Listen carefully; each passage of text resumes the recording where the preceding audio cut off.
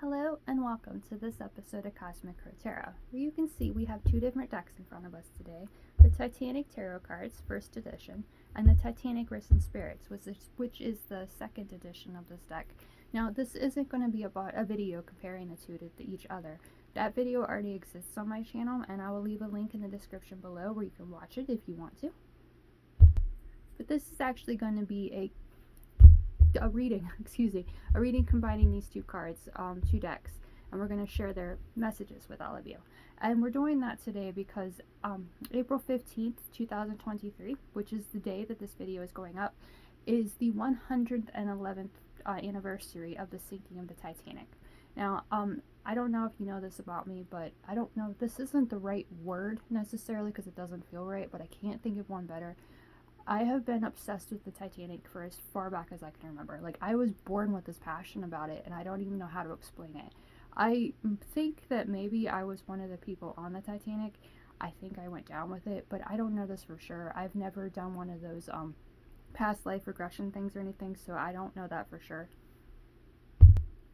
But my fascination, obsession, just this interest in it for as far back as I can remember definitely is a little bit strange. I've never really met anybody that had that just like a wondering and fascination with it. Again, it doesn't feel like the right word. This is one of the greatest tragedies of the 20th century, the greatest sinking and loss of life ever in a cruise liner, and so it's devastating, really. But I don't know, like, a lot of the tragedies that we learn from and experience, they teach us different things, and they teach us how to better ourselves and move forward. And with the case of the Titanic, it definitely did that, because like maritime laws and everything, they changed significantly when the sinking of the Titanic occurred, because people realized they had to do things differently.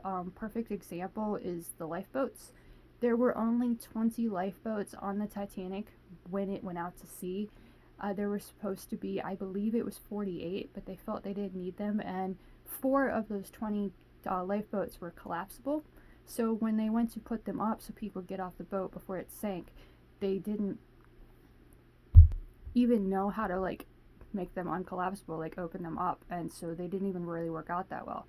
And when the lifeboats went down into the water, they were only at 60% capacity, where they could have been at 100, so a lot more lives could have been saved.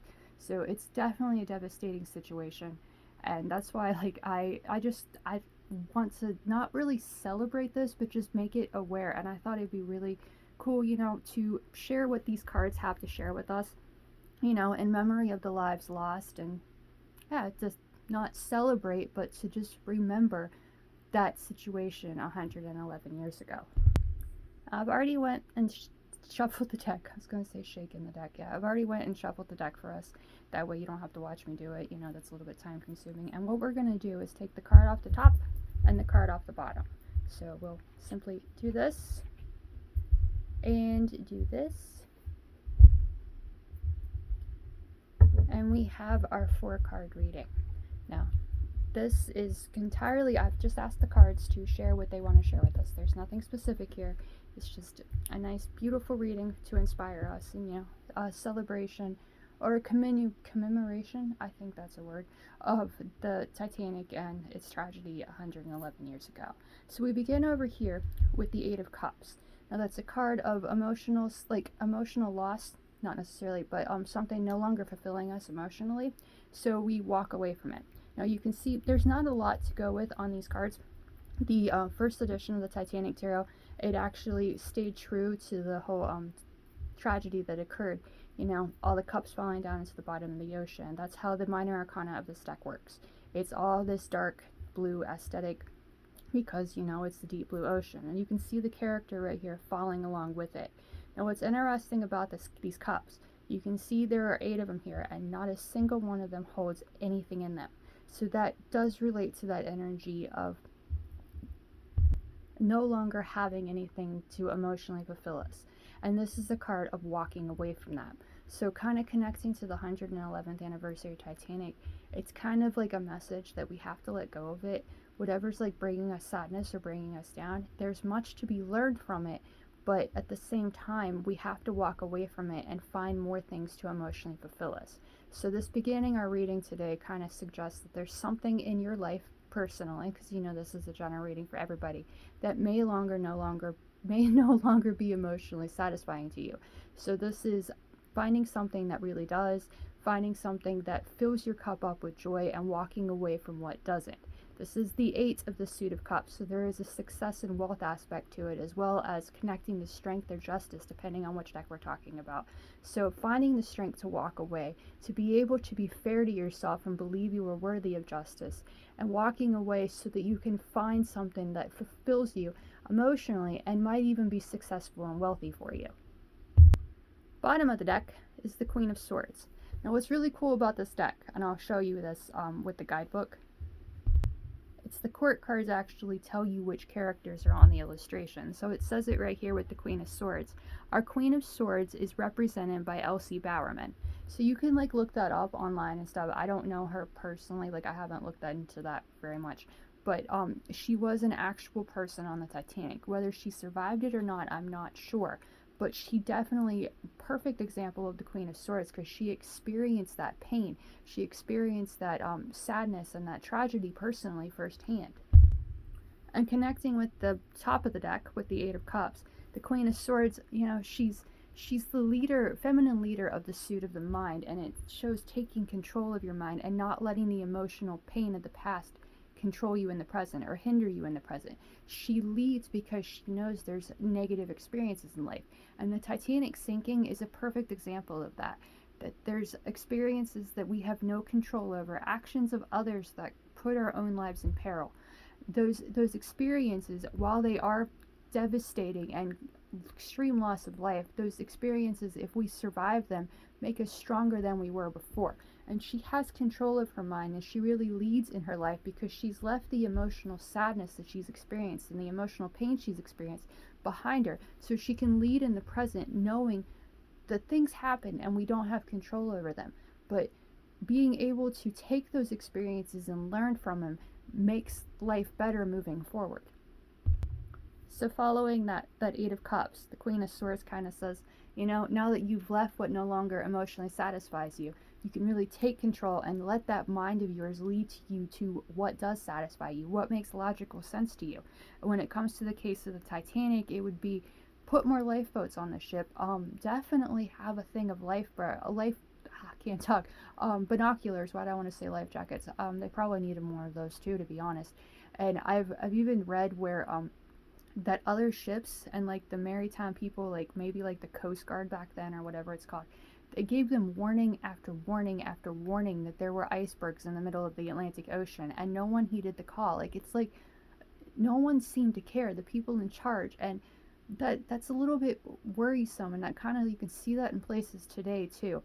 And those painful experiences, and they're lessons to be learned, and I feel like that's what these 2 cards are here to say.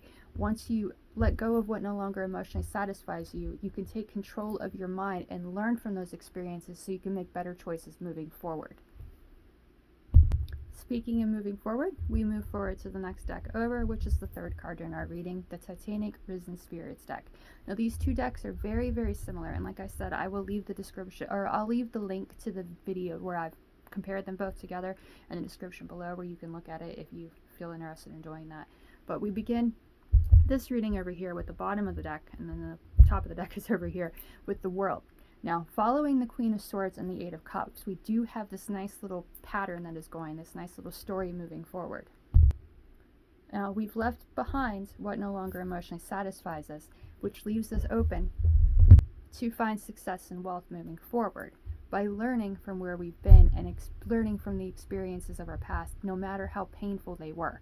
So the World is the completion of the major arcana before we begin again with the Leap of the Fool, because once you complete something, once you find success with it, well, you're open to begin something else. So this is the only major arcana card to make an appearance for us, so this card is very, very, very important. Like, that's the main message in this reading, I feel, because the majors, the trumps, are always, you know, more powerful than the minor arcana. In the illustration we see here, they are very clearly rising above the bottom of the ocean floor and going up into the clouds. You can even see the characters here, which, like, the spirits that are just holding them as the other ones go up. enveloping them with love. You can think of the gods and the angels being there for the people that lost their lives.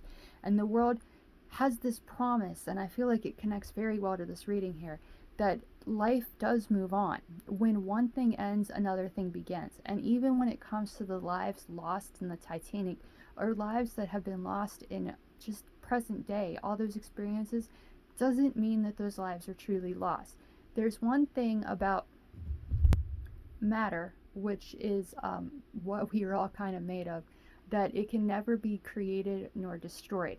So even if, like, we die, I believe this at least, and I'm not trying to put my beliefs on you or anything, but even when we die, our stories aren't over.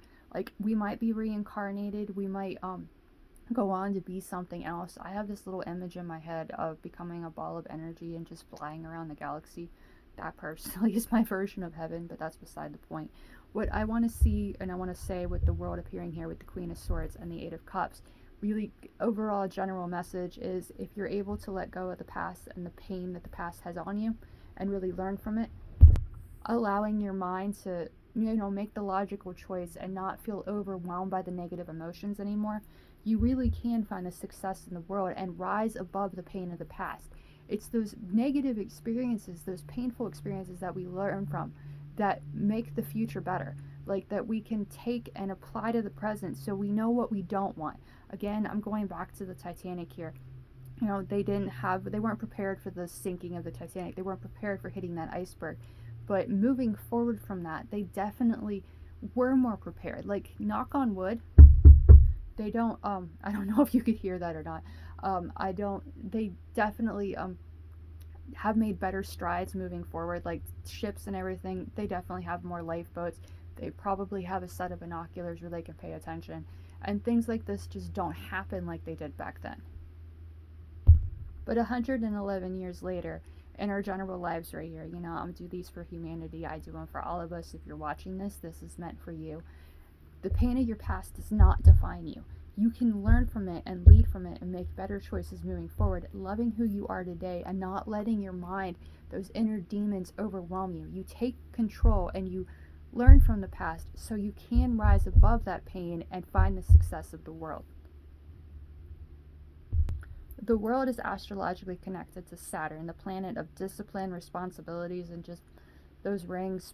Not a fun planet necessarily, but it does show that there is work to do and effort on our parts to really find that success that we look for. So by leaving behind what we're no longer passionate about, what no longer fills our cups, taking control by learning from that pain of our past, we can and have the potential to find the success of the world. We just have to let go of whatever's holding us back.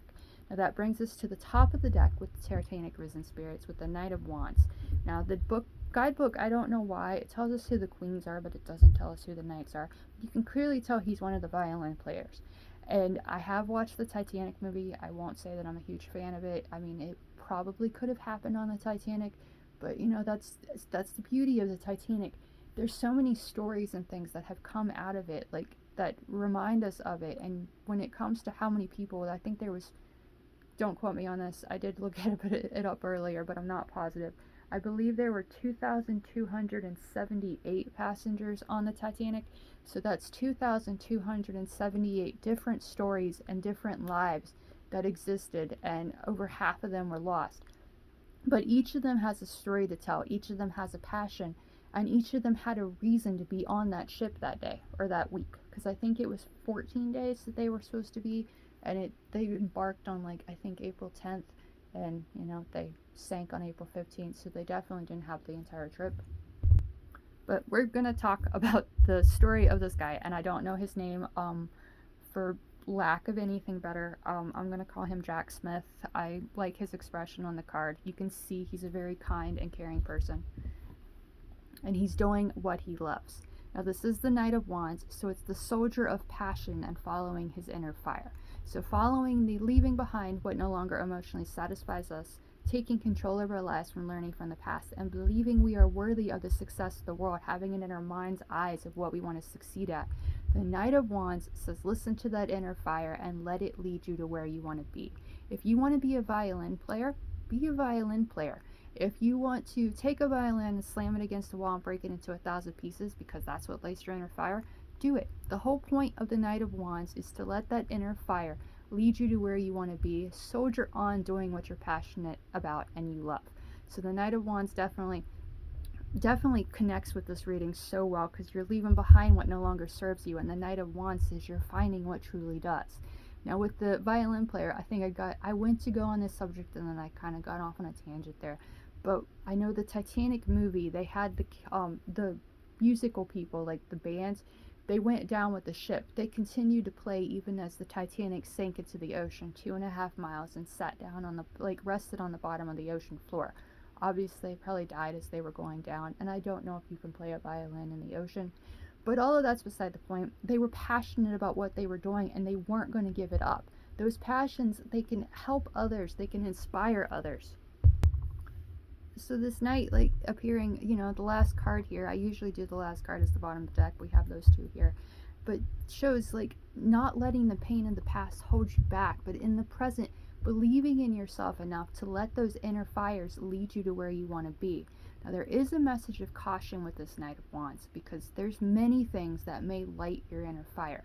Like too many irons in the fire at any given time makes you not be able to find the success of the world with any of them. We need to have focus on one fire at a time to really grow it and let it become feelings of being on top of the world and successful. So the Knight of Wands does tell us to let our inner fires lead our way, to soldier on doing what we're passionate about. But find that one passion that you are most passionate about and really trust yourself that you have what it takes to succeed at it. So that's our general reading. I mean, we've gone over this very well. Letting that inner fire connects with the sign of Sagittarius so that it has the optimistic, staying optimistic, and aiming our arrows towards what we want to achieve. Whatever is holding you back and no longer emotionally satisfying you, let it go. It's time to walk away from it. You don't need it anymore. Learn from that past, even if it was painful, it was a tragedy, and you still harbor like negative memories about it. Take the time to really reflect on it. Learn what you can learn about it. And take those lessons with you to learn what you're passionate about in the present and find the success of the world with it. When you truly are able to really take control of your mind and not let the pain of the past hinder you, but rather teach you the lessons that you need to find success moving forward, that success can be yours. Let go of the past, lead in the present by learning from the past, and find the success of the world with what lights your inner fire. I really hope you enjoy this message. I want to thank you very much for watching. I hope you enjoyed, and I'll see you again in the next one.